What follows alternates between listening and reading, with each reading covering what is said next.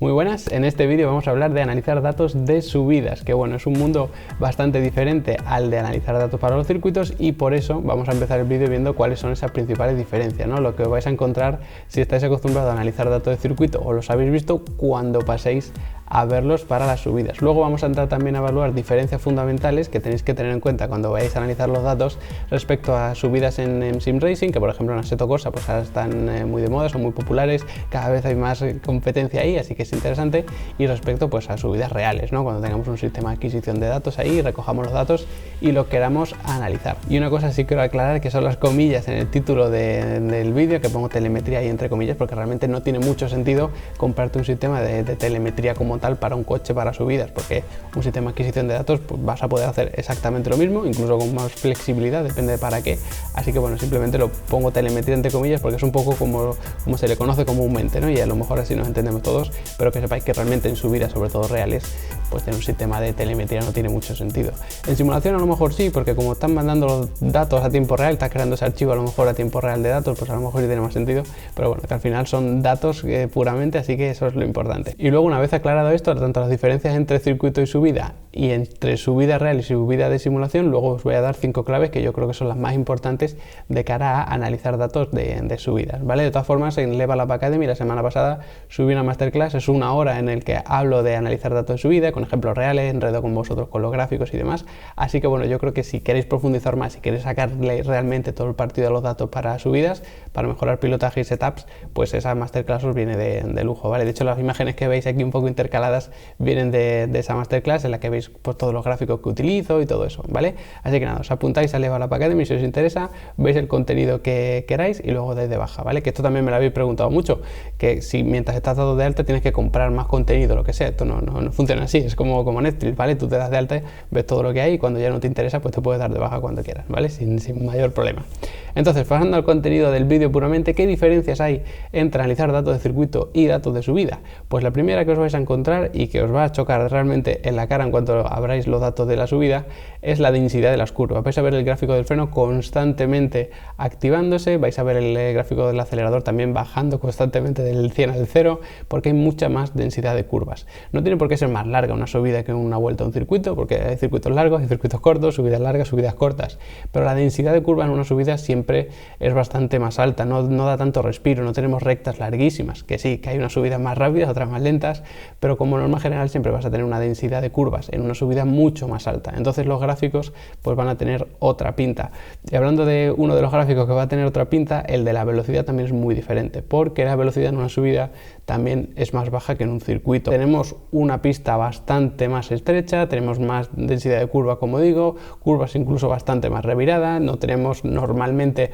unos pianos que podamos atacar como en los circuitos, entonces vais a ver que el gráfico de la velocidad pues tiene siempre unos valores bastante inferiores, eso es muy importante, no os asustéis porque vais a menor velocidad o que hayáis confundido a lo mejor con las unidades que están en metros por segundo en vez de kilómetros por hora o algunas de estas cosas que suelen pasar, que el gráfico de la velocidad pues es normal que tenga unos valores más bajos. Otra diferencia fundamental, el estado del asfalto, ya sea por baches, ya sea por agarre. Hombre, pues al final la subida suele ser en asfalto un poquito menos preparado, ¿no? Para competición, entonces puede que tengamos más baches, puede que tengamos pues a lo mejor incluso las famosas cunetas, ¿no? Por fuera, puede que tengamos incluso algunos saltos y eso pues se va a notar también en los datos. Si os fijáis en el gráfico de la velocidad relativa de la rueda, por ejemplo, vais a ver cómo es más común que lleguen a patinar un poquito, vais a ver también que a lo mejor el gráfico de la suspensión pues trabaja mucho más, la amplitud de la suspensión pues entre valores más amplios también, entonces eso es importante que lo tengáis en cuenta. Y además en las subidas salimos de parado, es decir, aunque esté unos metros por delante, 1 o 2 metros por delante el punto en el que se empieza a cronometrar la salida, como es evidente tú partes de parado. En un circuito cuando tú analizas una vuelta ya vienes con la velocidad cogida, entonces al principio también vais a ver una diferencia fundamental y es como partís desde cero hasta la velocidad que sea, hasta que os deje el tramo, ¿no? Hasta que os encontréis con la siguiente curva. Entonces esto también llama bastante la atención porque cuando analizamos datos de circuito pues es muy común que cuando ves que la vuelta empieza desde el cero, pues dices, bueno, esta vuelta me la quito porque esta no me vale, la vuelta en la que he salido del box y tal. No os confundáis y no eliminéis ese tramo porque en el tramo siempre vais a empezar desde cero, ¿no? Que parece una cosa muy lógica y muy tonta, pero es importante que la tengáis en cuenta. Y luego, para terminar, también la distribución de las marchas es muy diferente. El trabajo de las revoluciones suele ser bastante más fino en circuitos, sueles tener siempre, pues mira, esta curva la trazo en esta marcha, está en otra marcha, siempre más o menos trabajando en un rango óptimo de revoluciones por minuto, y en las subidas a lo mejor cambia un poco, a veces te compensa sobre revolucionar más el coche, sobre todo. Entonces la distribución de las marchas, a lo mejor veis que hay como un poquito más de ruido y que hay algunas cosas que no terminan de encajar si estáis acostumbrados al circuito, pero que también es normal, se juega mucho más con la caja de cambio, con las revoluciones, entonces podéis encontrar cosas diferentes. ¿Y qué diferencias encontramos entre real y simulación, entre sim racing y subidas de coches reales, ¿no?, en carretera? Pues la primera, la más importante, la fundamental, es que en el sim racing pues no te está jugando la vida, tu integridad física, y en la subida real sí. Entonces, en este sentido, pues sobre todo si estáis analizando los datos para vosotros mismos, pues evidentemente sabéis que no os podéis exigir tanto en real como en simulación a lo mejor, porque mira, en simulación, pues mira, no tengo nada que perder, voy a apretar al máximo porque tengo que recortar yo no sé cuántos segundos y no me quedo en nada. Pues evidentemente en una simulación puedes apretar mucho más y cuando analices los datos puedes decir, pues mira, aquí puedes rascar una décima de más, pero si esa décima de más pone en riesgo al piloto, pues en simulación lo puedes hacer, pero en su vida real no. Entonces tened eso en cuenta, sobre todo si vais a pasar de un lado a otro, es decir, de analizar datos de su vida real a simulación o viceversa, pues hombre, eso tenedlo en cuenta porque, como es evidente, podéis exigir más en simulador en cuanto a arriesgar al límite que en su vida real, y luego en simulación pues evidentemente podéis practicar mucho más. Por ejemplo, en el campeonato de España de montaña virtual pues te dan el trazado unos días antes para que tengas un poco menos de una semana para practicarlo, pero ahí tú puedes hacer el tramo todas las veces que tú quieras. Evidentemente en una subida real pues no puedes hacer eso, a lo mejor se te limita a un tramo que no es cronometrado, que es una especie de calentamiento para que te hagas al tramo y tal, que tú puedes pasar con tu coche por ahí tranquilamente, ver qué curvas hay, pero no lo puedes practicar llevando el coche al límite, ¿no?, porque no se te va a cortar el tráfico para que tú practiques. Entonces esto cambia bastante. Si tú solamente tienes pues a lo mejor un tramo de más o menos de calentamiento, pues lo haces, luego analizas los datos y dices, pues mira, en esta curva puedo apretar más, en esta puedo apretar menos, pero en una simulación pues tú puedes practicarlo todas las veces que tú quieras, comparar todos los tramos que tú quieras y evidentemente pues es mucho más fácil, ¿no? Y ya por último, para terminar con la diferencia entre real y simulación, sobre el tema de los setups, porque este análisis de los datos siempre está enfocado tanto a analizar el pilotaje como al setup. Entonces en simulación pues tú vas a poder hacer el setup que tú quieras, vas a poder cambiar el coche de arriba a abajo entero en un minuto, pero en un coche real pues evidentemente no. Habrá algunas cosas que las puedes hacer más rápido, que sí ajustar la presión del neumático, que tal, pero habrá otras que requieran un trabajo bastante, digamos que requiera más tiempo, entonces no lo vas a poder hacer, no vas a cambiar el coche entero sabiendo que además ese es entre el tramo de calentamiento y luego el tramo cronometrado. Pues hombre, tienes que tener eso en cuenta también para analizar los datos, ¿no? Decir, pues mira, aquí un poco el subviraje, sí, pero mira, no me merece la pena o no me va a dar tiempo ni siquiera a hacer esto, así que esto no es importante. Entonces, entramos en análisis de datos para tramos reales, quiero decir, pues siempre hay que priorizar todavía más las cosas que te van a dar realmente mucho tiempo. Es decir, si tú hay algo que intuyes que te va a dar pues 5 décimas, pues céntrate en eso. Si hay algo que te crees que a lo mejor te has quedado una o que hay un poquito, no estoy seguro que sí se puede hacer de una manera o de otra, pues en eso no te centres, porque el tiempo está en tu contra. En el simulador pues todo lo contrario. En cuanto a las 5 consejos o claves generales, ¿no?, que se pueden aplicar para todo el mundo, pues la primera es que hay que centrarse mucho en el giro de volante y en la aceleración lateral, porque eso te va a dar una pista de la trazada que tú estás llevando. Por ejemplo, si tú tienes una trazada que pues si puedes comparar por ejemplo los tramos, si en uno la fuerza lateral al principio de una curva es mayor que en el otro tramo, significa que has tenido que meter más giro de volante, o que ibas más rápido, por supuesto, pero normalmente es que has tenido que meter más giro de volante, lo que significa que llevabas una trazada peor. Entonces en los tramos, bueno, en los circuitos también, ¿no?, la trazada lo es prácticamente todo, pero si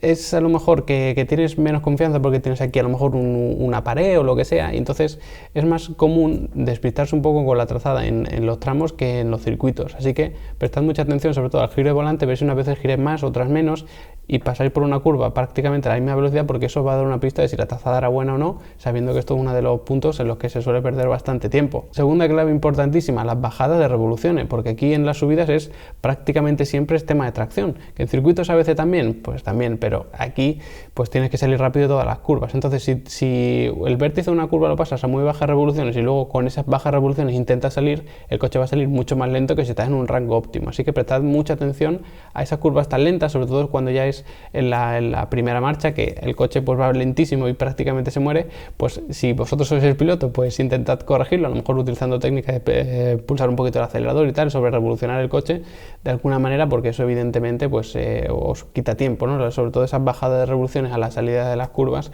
pues se pierde mucho tiempo. Y si podéis hacer algún ajuste con los reglajes, pues hacerlo también, que ahí se suele ganar bastante, ¿vale? Sobre todo por lo que digo, ¿no? Como es todo salir de curva lenta prácticamente en la subida, es lo más común, pues si tienes ese problema de bajas revoluciones vas a sufrir bastante. Otro consejo que ya es más bien a modo de guía general, tanto si lo estáis analizando para vosotros mismos como para otro, es dividir lo que sería la subida en pequeños tramos, ¿vale? Por ejemplo, pues en una recta que es muy larga, por ejemplo, en una curva que es muy característica porque resulta que es una lazada que tal, pues esas zonas características, hacer un zoom en el programa de análisis de datos y así vais a poder enfocar un poquito mejor, porque si no os vais a volver locos viendo curva tras curva, que al final pues si puedes practicarlo mucho, más o menos te lo terminas aprendiendo, ¿no? Sobre todo en simulador, pero es mucho mejor a la hora de analizar enfocarte en estos diferentes tramos, ¿vale? Entonces enfocáis en un tramo y decís, vale, aquí hay que mejorar, aquí, y luego en el siguiente, porque si intentáis hacerlo todo más o menos de golpe, sin hacer ese zoom, ¿no? Sin hacer ese foco, os podéis volver locos. Y además también lo podéis hacer incluso por velocidades, porque hay algunas subidas que tienen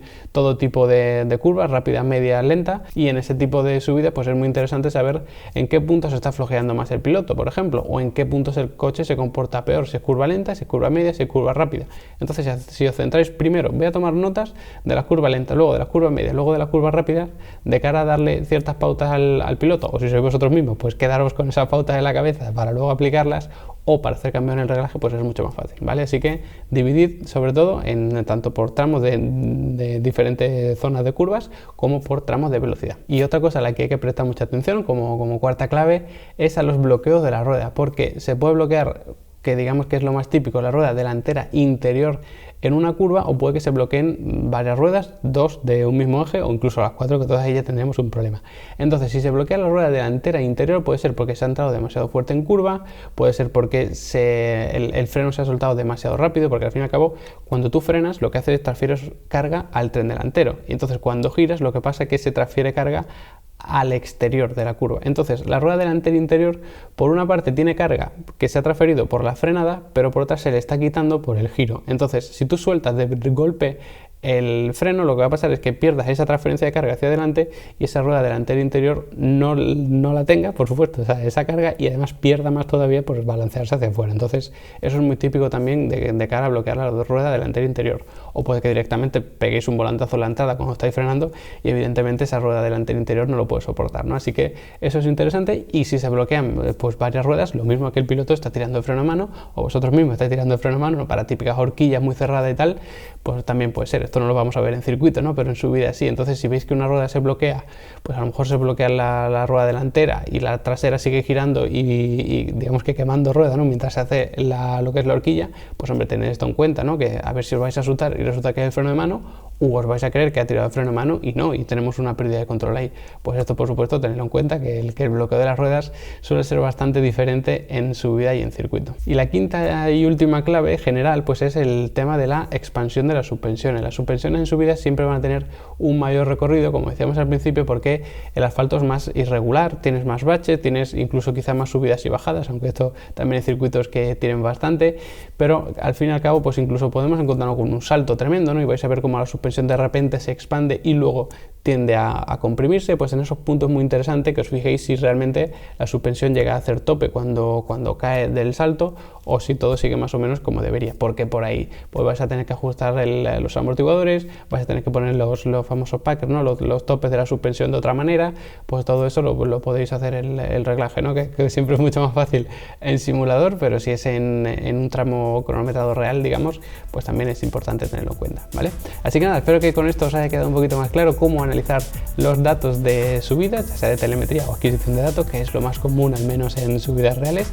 Y nada, si os gusta el tema, queréis aprender más o sois aficionados a este tipo de cosas, pues os recomiendo esa masterclass, que durante una hora pues nos metemos en todos estos asuntos en mucho más detalle, ¿no? Que para eso estamos ahí una hora con el ejemplo, enredando con el gráfico y todo eso. Así que nada, gracias por quedaros al final del vídeo, espero que os haya gustado y nos vemos en el siguiente.